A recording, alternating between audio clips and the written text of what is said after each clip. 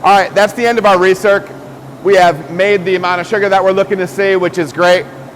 In a situation like this, I am going to retest gravity once I get back into the kettle to see exactly how much sugar I have. Once that wort is turning over and I can get a good exact measurement, from that point, I'll be able to calibrate exactly how much bitterness I want to be putting into that based on that. I haven't done a ton of these half batch beers here. That's why that's why there's still some play in here where I'm taking measurements along the way and adjusting from there, because I don't have necessarily completely reliable process down with this yet. Anyways, we're gonna start running off to the kettle, moving that wort from the mash tun to the kettle.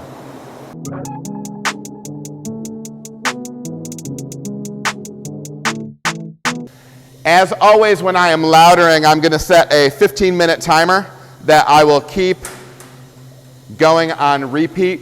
That's just one of the ways in which I track the flow rate of wort going from the mash tun to the kettle. On a full-size batch, when I'm running off 18 barrels, I want to get all 18 barrels into the kettle in 90 minutes.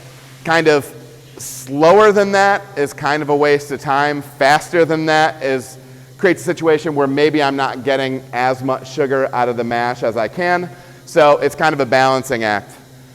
So I'm usually looking at moving 1 barrel every 5 minutes. And so that's what I use my timer to track. I don't have a flow meter that tells me that, so I have to do it this manual way. Anyways, that's that. All right, so we're through running off all of our wort to the kettle. For today's beer, we have collected just shy of 11 barrels here on the sight glass. Again, we're doing a partial batch today. Just to kind of give you the behind the scenes, when you work in a brewery, sometimes people think that you're just brewing or you're not really doing much else. That's not really the case. Right now, we're brewing. My man Josh over here is canning Escape.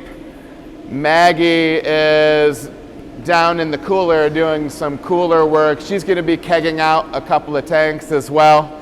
So there's lots of other processes going on.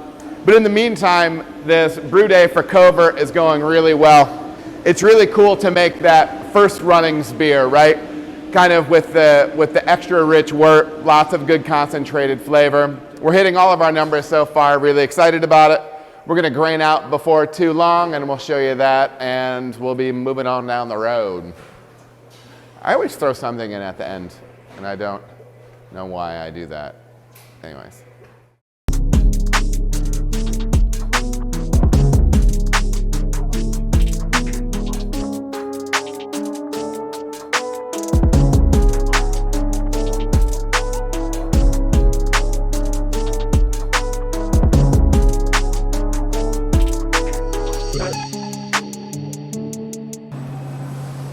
All right, so right now what I'm going to do is I'm going to take these enormous bags of hibiscus out of the tank.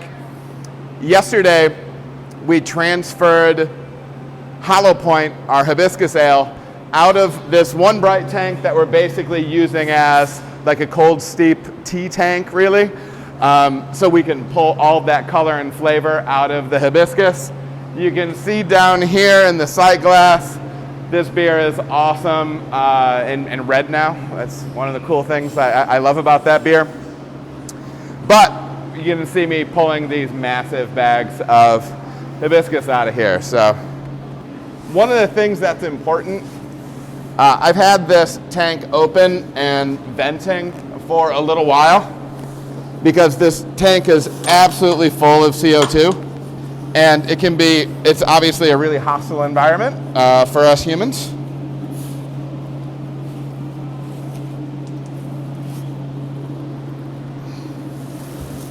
This stuff is basically like a dye. It gets red everywhere. And then I have the really big one here. This is the first time that I split up the 2 bags of hibiscus.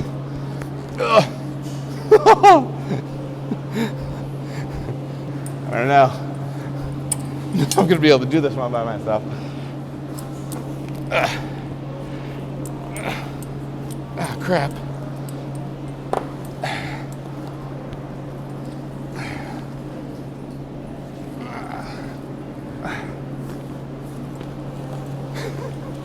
All right, let's see what we can do here. All right, so the whole thing's just gonna go on the floor. I'm gonna need some help getting that off the ground, but that's the rest of it. Massive pillow sack of hibiscus. Anyways, that's that. That's all that big color that we get out of the hibiscus for hollow point. All right, we're rolling through the boil here. I'm about to add the whirlflock, which is just something that will help me get clearer wort out of the kettle by helping any particulate stick together and kind of form a cone in the middle, allowing me to draw clear wort off the sides.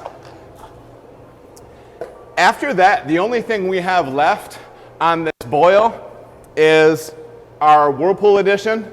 I'm actually going to be adding it just a minute early. It probably doesn't matter all that much. But anyways, that Whirlpool edition just means that I'm going to cut the steam to the kettle, add the hops, whirlpool them. I'm going to really only whirlpool this for 5 minutes. I'm going to let it rest for another 20, and then we're going to start our transfer to the fermenter and get this whole fermentation going.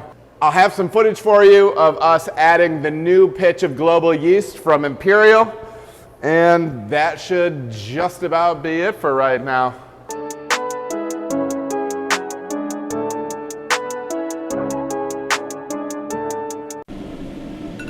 All right, that's the end of the boil. I'm gonna cut the steam. We're gonna add our hops. We're using some saws in this. And then I'm gonna get this thing whirlpooling. Really, all that's gonna happen now is I'm gonna whirlpool this for 5 minutes. We're gonna let it rest and let all that sediment kind of settle into the middle into a cone. And then that's gonna be it. I'm gonna run that boy off to the FV, the fermentation vessel. We're gonna pitch some yeast on this beer. I'm gonna go up the big ladder. When we get a new pitch like this, I like to wait until I have the wort running into the fermenter. You might be able to see some drips coming down the side. I've just dosed that 4-inch port up there with ISO a few minutes ago.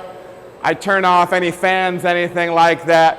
The reason I like to wait until liquid is moving into the fermenter is I like to have some positive pressure coming out of the tank so I don't have other nasty dust, wild yeast stuff falling in. That might be a little bit of wishful thinking, but it's the best thing that I can think of for this application. So we're gonna ISO that up, pop it open, and pour it in. You got that all ISO'd up? Nice. I do ISO up my gloves really good before I do all of this, because you are gonna see me pop this top with an ISO'd hand.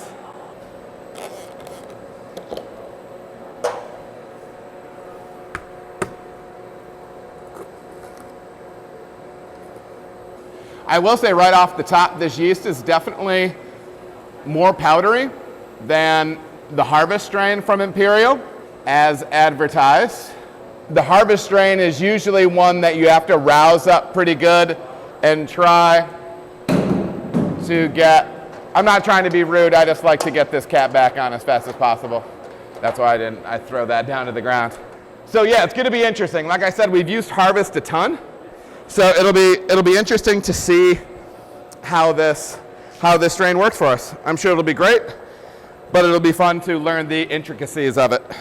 All right, can we double check the runoff temp on that? I will give you a shot here of the wort running. Right at 50, that's fantastic for me. Beer running in. This is gonna be the last time you see us until we're tasting this thing. So we're gonna do a nice cool fermentation on this, do a tasting of it, and that's what we're jumping to next. All right, everybody, thank you so much for watching. If you feel as if you got any value out of the video, please like and subscribe. There are also other videos that you can watch. They're gonna maybe be over here or over here. Appreciate you watching.